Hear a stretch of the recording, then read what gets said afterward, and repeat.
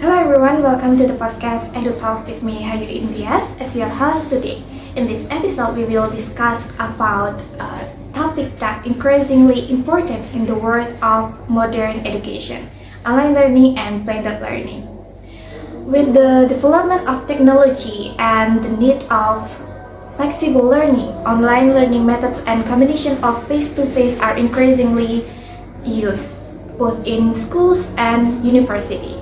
However, its implementation is not free from various dynamics, starting from the access technique until students and teachers' adaptation. Now, to explore this topic in more depth, I invited three amazing speakers. They are from English education students who will become future teachers. Please welcome Aulia, Nindita, Anargya, Citra, and Adimas. Hello everyone, thank you for joining in this podcast. Yes, thank you for having us. Okay, so how are you today? We're fine, thank you for asking. Good. Okay, so are you ready to share your insight and information about this topic? Yes, of course. Absolutely. Okay, so we are going to discuss about the important topics in the world of education. So it is online and blended learning. As we know, online learning and blended learning are now becoming increasingly common methods even after the pandemic. However, the implementation is certainly not that simple, right? There are benefits or convenience, challenges, and also strategies that need to be understood. Well, today we will explore about the views of three prospective educators on these topics from various perspectives. Now I want to talk about the benefit first. So I want to know about Nindi's point of view. So as prospective educators or future teachers, what do you think are the main advantage of online and blended learning today? Okay, I think the main advantage of online learning is the flexibility. Students can study anytime, anywhere, and go at their own pace. They can watch the lessons again and again if they don't understand enough. On the other hand, offline learning in a real classroom, it's better for asking questions right away, work on a group project, and stay focused.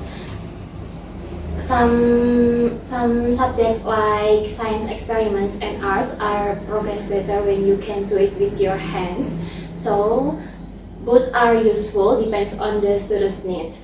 A blended learning is the best option to balance the student's learning needs so the learning objectives can be achieved.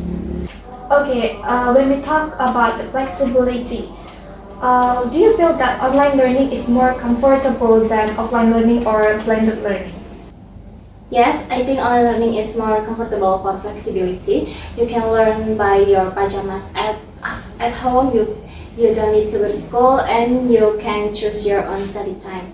And for introvert students, it's better because they can think before answering. But in some students, they find it hard to stay focused when in an online learning. However, face-to-face learning feel more alive for students because they can directly see their friends asking quick questions and feel the teacher's energy.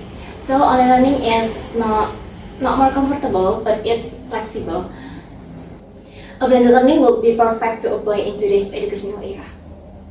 Okay, so both of them, which one do you choose or which one do you prefer between online learning or blended learning? As a prospective teacher, I will choose blended learning because I can adjust the situation and time to study, so that will remain effective and students still gain knowledge. And if online learning needed, I will do it to introduce various learning digital media to students. Okay, thank you for the answer, Nindi. But of course, behind all the convenience, there are challenges that we cannot ignore, right? Every learning method certainly has its difficult sides. Now we will hear from Citra about the main challenges faced in online learning and blended learning. In your opinion, Citra, what are the main challenges of online learning or blended learning that you have experienced? I think one of the biggest challenge is staying focused and motivated. Sorry.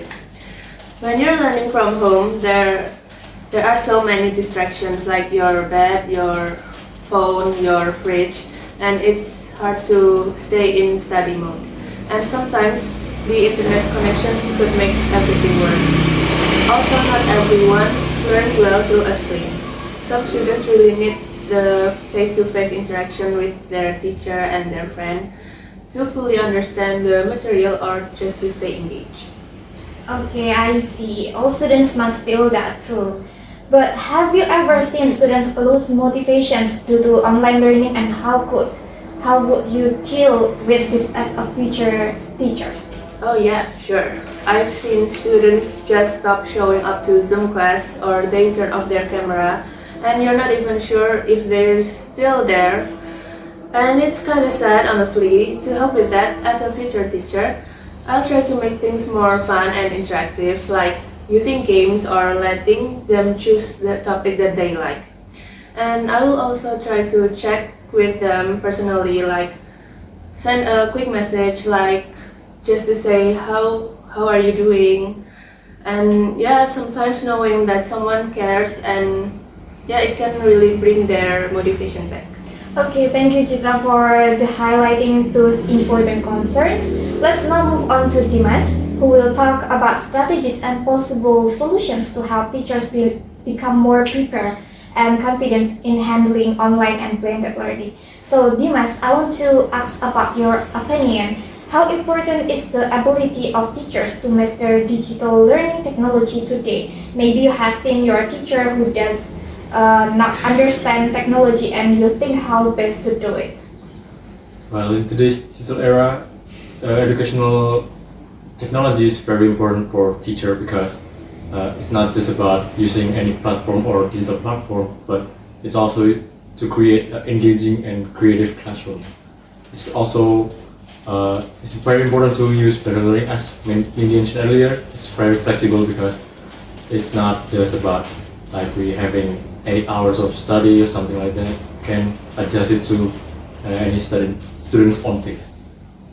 So, Dimas, if teachers are not ready with technology, what do you think is the right solutions so that teachers are better prepared for the online learning?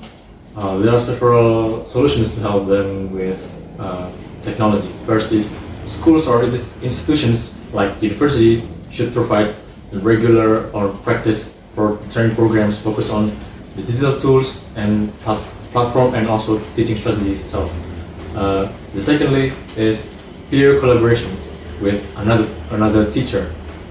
Its teacher can share knowledge, tips, and also experience with others to build competence or collaborative competence like that. Then the third one is encouraging a growth mindset, like that. And teachers should be supported emotionally and given time to explore with new tools like Zoom or Google Classroom or something like that. What is that? Online platform. They should given time to learn that platform, and yeah. The lastly is mentorship programs like I mentioned before. The institution should provide regular practices, but mentorship programs can also be a solution to that. Okay, thank you, Dimas, for the answer. So that's why teachers can keep up with technological development so they don't get left behind, right? From the perspective of our three speakers today, we know that as a future educators, we have an important roles in shaping an adaptive, inclusive, and flexible in education system. We also need to understand about how challenge can be resolved well. So hopefully this insight or these informations can help the listener. So thank you for the all speakers and bye bye.